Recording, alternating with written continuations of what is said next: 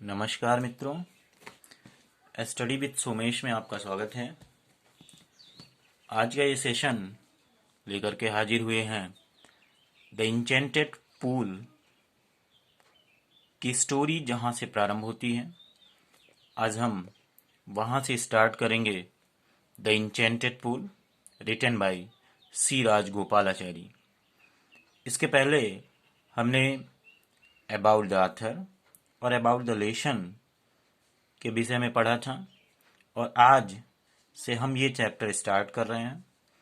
Chapter का की कहानी जहाँ से स्टार्ट होती है वहाँ से हम स्टडी करना शुरू करेंगे।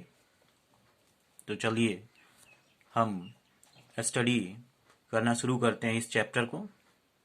ये चैप्टर स्टार्ट होता है यहाँ से।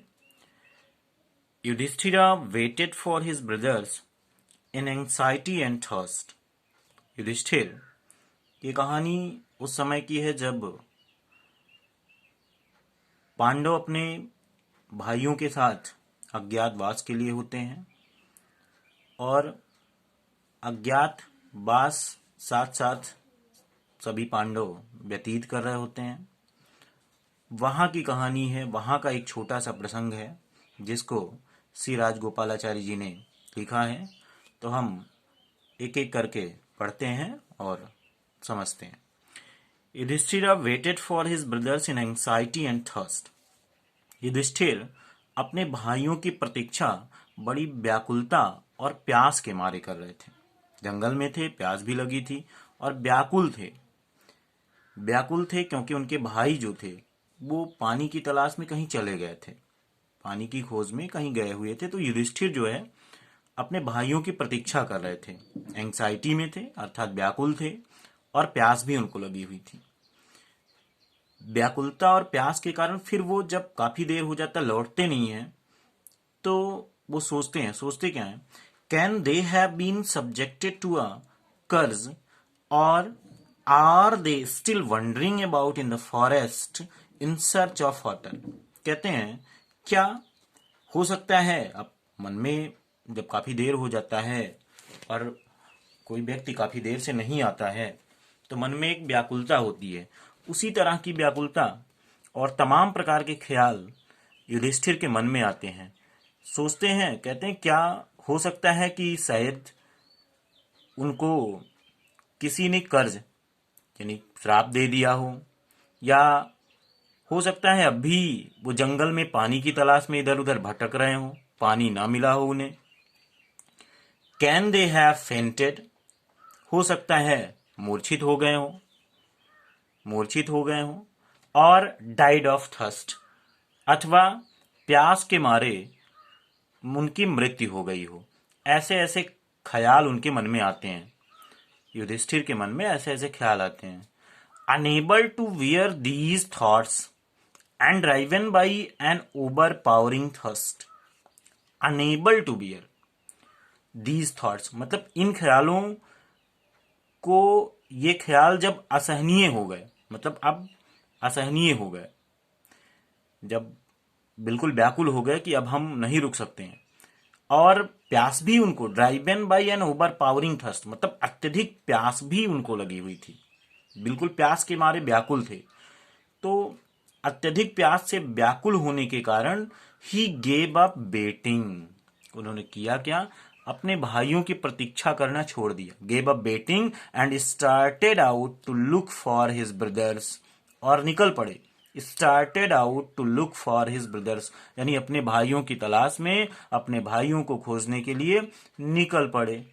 एंड द पूल होपिंग, और यह भी सोच करके कि कहीं तालाब मिल जाए, the pool hoping that he might find them, तालाब की तरफ मतलब ऐसा आशा करते हुए, ऐसी उम्मीद रखते हुए कि कहीं तालाब मिल जाए और शायद वहां वो लोग मिल जाए, क्योंकि पानी की तलाश में वो लोग गए थे और तालाब मिल जाए तो प्यास भी अपनी वो बुझा लें।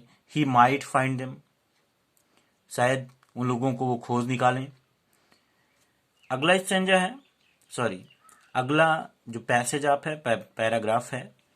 Yudhishthira proceeded in the direction his brothers had taken and kept on walking through tracts full of wild bear and spotted deer and big forest birds till he came upon a beautiful green meadow around a pool of clear water. Yudhishthir भी उसी दिशा में चल पड़ते हैं जिस दिशा में उनके भाई गए थे। जिस दिशा में उनके भाई गए थे उसी दिशा में युधिष्ठिर भी चल पड़ते हैं और तब तक चलते रहते हैं। And kept on walking through tracts of full wild bear, और उस जंगल के बीच से जाते रहते हैं। जंगल के बीच में जंगली भालू, चितकबरे, स्पॉटेड डियर, स्पॉटेड यानी चितकबरा, हिरण, और एंड बिग फॉरेस्ट बर्ड्स, और बड़े बड़े पक्षियों के बीच से, अर्थात जंगल में तमाम प्रकार के जंगली जानवर होते हैं, भालू होते हैं, हिरण होती है, स्पॉटेड डियर यानी चितकबरी, हिरण होती है, बिग फॉरेस्ट बर्ड्स बड़े बड़े जंगली पक्षी होते हैं। और उस जंगल के बीच से वो तब तक चलते रहते हैं कि जब तक वो एक सुंदर हरे घास के मैदान के पास नहीं पहुंच जाते हैं। जो मैदान होता कहां पे है? Around a pool of clear water, एक स्वच्छ जल का तालाब होता है। उस तालाब के किनारे जो घास का मैदान होता है वहां जब वो पहुंच जाते हैं, कहने का तात्पर्य है कि युधिष्ठिर भी उसी दिशा में जाते हैं जिस दिशा में उनके भाई होते हैं, और जंगल के बीच से जंगली जानवरों के मध्य से गुजरते हुए, अर्थात जंगली जानवर भी जंगल में होते हैं, जैसे भालू है, हिरण है, और बड़े बड़े पक्षी होते हैं, उनको पार करते हुए वो एक ऐसे स्थान पर पहुंचते हैं जहां पर एक स्वच्छ जल का तालाब होता है। बट वेन ही सा his brothers lying there like flagpoles, unable to restrain his grief, he lifted his voice and wept. किंतु जब उन्होंने अपने भाइयों को बिल्कुल फ्लैगपोल की तरह, फ्लैगपोल्स यानी जिसमें झंडे इत्यादि हम बांधते हैं, जैसे बांस हो कोई, उस तरह से, अर्थात पूरी तरह से सपाट, यानी अपने भाइयों को जब मृत पड़ा हुआ देखा तो उनका जो दुख था वो अपने दुख को रोक नहीं सके। ही lifted his voice and wept, उन्होंने वो जोर जोर स्वर में रोने लगे। अर्थात जब उन्होंने अचानक देखा कि उनके भाई जो है बिल्कुल मूर्छित अवस्था में पड़े हुए हैं, अर्थात मृत अवस्था में पड़े हुए हैं, तो वो अपने दुख को रोक नहीं सके और जोर जोर से रोने लगे।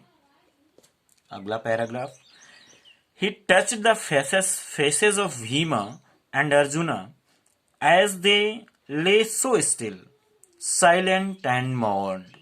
Was this to be the end of all our woes? उन्होंने, अर्थात युधिष्ठिर ने किया क्या? Touch the faces of Bhima and arjuna, Bhim और अर्जुन के चेहरे को छुआ, उनके चेहरे को छूते हैं। एज दे ले सो स्टिल, मतलब जो वह बिल्कुल शांत लेटे हुए थे, बिल्कुल मूर्छित अर्थात मृत थे, साइलेंट थे, बिल्कुल शांत और हिलडुल नहीं रहे थे, स्टिल मतलब बिल्कुल हिल भी नहीं रहे थे। एंड मॉर्न, और फिर युधिष्ठिर जब उन्होंने अपने अर्जुन और भीम, उनके भाई जो बिल्कुल शांत और अडिग, बिना हिले डुले अर्थात हिलडुल भी नहीं रहे थे, लेटे हुए थे, उनके चेहरे को छूते हैं और फिर दुख भरे स्वर में कहते हैं, Was this to be the end of all our woes? क्या यही मेरी जो प्रतिज्ञा थी, क्या मेरी जो प्रतिज्ञा थी उसका यही अंत होना था? Just when our exile is about to end, you have been taken away. Just when, कह रहे अभी, जबकि अब हमारा जो एग्जाइल था, अर्थात जो वनवास था, जो अज्ञातवास का समय था, जो बिल्कुल खत्म होने वाला था, और you have been taken away, और तुम लोगों ने मेरा साथ छोड़ दिया, अर्थात भगवान ने, ईश्वर ने तुमको मुझसे छीन लिया। Even the gods have forsaken me in my Fortune. यहां तक कि ईश्वर ने भी हमारे इस बुरे समय में, हमारे इस दुर्भाग्य के समय में, हमारे इस बुरे टाइम में हमारा साथ छोड़ दिया। अगला पैराग्राफ पढ़ते हैं। As he looked at their mighty limbs, now so helpless, he sadly wondered who could have been powerful enough to kill them. जैसे ही उन्होंने उनके शक्तिशाली अंगों को देखा, अर्थात भीम और अर्जुन जो अपने आप में एक शक्तिशाली थे, उनके शरीर को, उनके अंगों को जब देखते हैं तो जो अब अर्थात जो 10,000 हाथियों का बल रखने वाला भीम और अर्जुन जैसा धनुर्धर अब नाउ सो हेल्पलेस, अब बिल्कुल हेल्पलेस अर्थात असहाय अवस्था में पड़ा हुआ है। ही सैडली वंडर्ड, उन्होंने दुखपूर्वक और आश्चर्य में, दुखपूर्वक, ही सैडली वंडर्ड यानी उन्हें दुखपूर्वक यह आश्चर्य हुआ कि who could have been powerful enough to kill them, कौन इतना शक्तिशाली है, कौन इतना शक्तिशाली रहा होगा जिसने, जो इन लोगों को मारने में सक्षम था, अर्थात who could have been powerful enough, कौन इन लोगों को मारने में, टू किल देम, इनको मारने में अर्थात इनके प्राणों के हरने में कौन इतना शक्तिशाली रहा होगा। Then he too descended into pool, drawn to the water by an overpowering thirst. उसके बाद वह भी, then he too मतलब वह भी, अर्थात इसके पहले भी वो लोग भी गए थे। Then he too descended into pool, तब वह भी तालाब की तरफ उतरे, अर्थात तालाब की तरफ जाने लगे। Drawn to the water, जो पानी था, जो जल था, उससे अर्थात प्यास लगी हुई थी और उन्होंने जब पानी को देखा तो ओवर पावरिंग थर्स्ट यानी जो अत्यधिक प्यास उनको लगी थी उसके कारण वो जल की तरफ खींचे चले गए। Drawn to water. At once the voice without form warn, और जैसे ही वे जल के समीप उतरे, जल के समीप गए, तो उस तालाब के समीप जल को ग्रहण करने के लिए गए, तुरंत हुआ क्या, the voice without form warn, the voice एक ऐसी आवाज जो किसी रूप में नहीं थी, अर्थात आकाशवाणी, अर्थात अदृश्य आवाज, तभी एक अदृश्य आवाज ने उन्हें चेतावनी दी। Next paragraph. नेक्स्ट पैराग्राफ जो आपका है, इसमें वो बॉयस है जो बॉयस कह रही है, और बॉयस कह क्या रही है इसको हम पढ़ेंगे। Your brothers died because they did not heed my words. अब ये एक यक्ष की वॉइस है, एक यक्ष होता है, और वो यक्ष जिसने युधिष्ठिर की परीक्षा लेने के लिए जो उस तालाब में आया है, और वह यक्ष जो है युधिष्ठिर से कहता क्या है कि your brothers died because they did not heed my words.